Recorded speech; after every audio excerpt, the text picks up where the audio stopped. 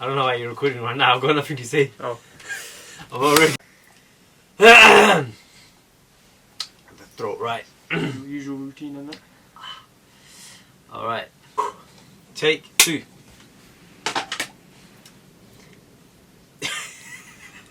After all of that.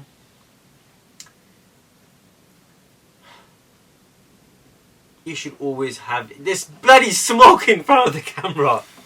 Step 3 is actually to create a daily time tracker. Oh, I need to burp.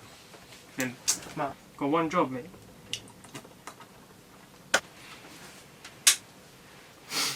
Don't need a hoop. Those are 5 simple steps that you can follow. Oh, what the fuck?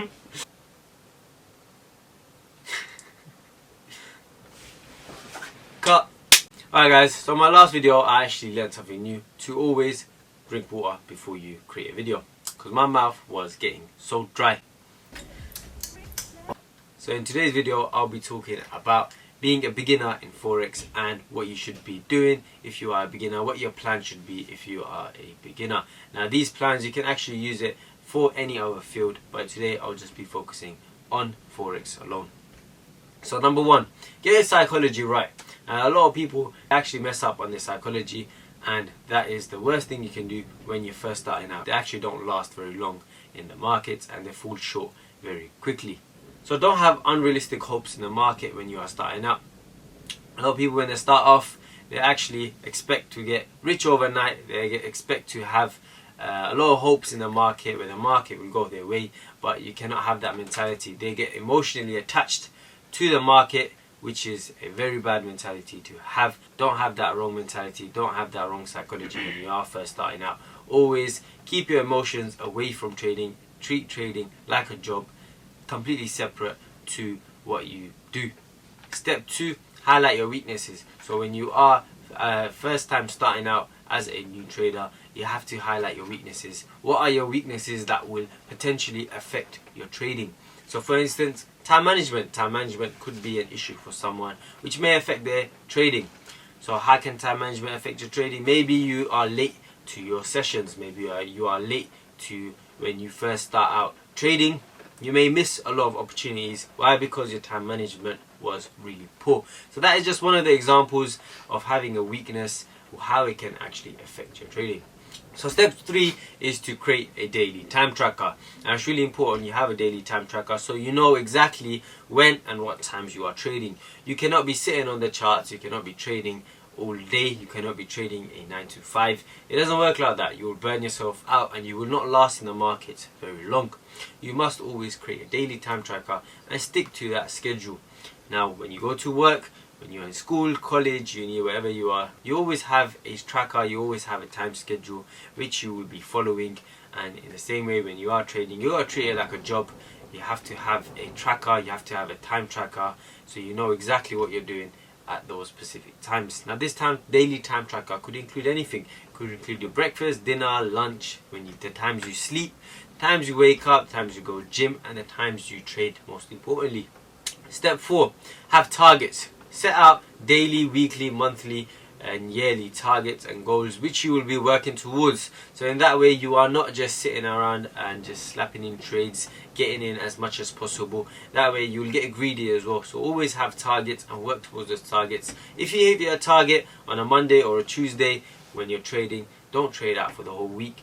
Call it a day, call it a week, and do not trade once you've hit your target. That is a lot of people actually have a problem there where they set out these targets, they hit their target in the beginning of the week, but they say, you know what, let me try and exceed those targets and go further. I've done it myself, and what's happened is I've traded, hit my target on a Sunday night or a Monday, and what happens is throughout the week I thought, you know what, let me just still trade because the market still looks good, and I trade, and what happens is I come back down to break even.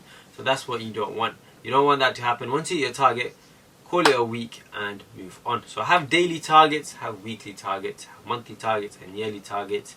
A good way to break that down is think about how much do you want to earn realistically over the next year. You can calculate this by using how much time are you going to spend doing it. So if you are, let's say you earn £24,000 a year, think about how much time you're spending to earn that £24,000 a year. Maybe you're spending a 9 to 5. Calculate how many hours you're spending versus how many hours you're actually spending when you are trading. If you're trading an hour a day and you're working 9 to 5, you're spending 8 hours at work, but you're spending 1 hour at trading. You gotta add them up. You gotta balance them out. You cannot expect to make the same amount from that 1 hour of trading versus those 8 hours at work. Once you've calculated how much you want to make in a year, break it down into months so you have a monthly goal, and then once again break it down to a week, and then break it down to a day. So you have daily, weekly, monthly and yearly targets that you are working towards. Step 5, only risk what you can afford. Now, a lot of people that are new to trading or beginners to trading, what they do is they actually risk more than what they can afford, and what ends up happening is their psychology gets affected, and hence why they actually fail at Forex, they actually fail at trading. So you should always risk what you can afford. If you can afford to risk it, then your psychology will be in place. You will not be emotionally attached to your trades. Now, how would you know if you can afford it? How would you know if the amount that you're risking is enough and you can afford to lose this amount? Simply think of it like this: can you afford to risk that amount 10 times? If you blow it once, can you risk to afford it another 10 times? If you can, then that is a good amount to start off with. So only start off with the amount that you can afford to lose. Don't start off with more than what you can afford to lose. That is the biggest mistake that a lot of people make. Now, those are 5 simple steps that you can follow if you are a beginner in Forex, in trading. If you have any other questions about this video, drop me a message on my Instagram or comment below on what you would like to see in my next video. Cut! Alright.